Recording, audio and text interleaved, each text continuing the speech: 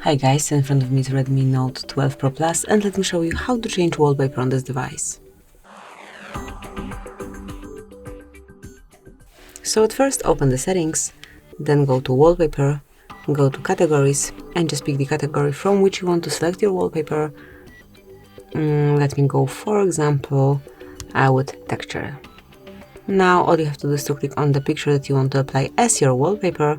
So let me pick for example this one. Just tap to preview, and if you wish to apply it as your home screen or lock screen, just tap on apply.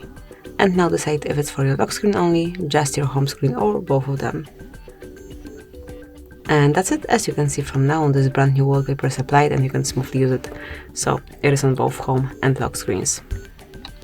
Oh, actually here we've got, okay, it is applied already. So this is it, that would be all. Thank you for watching.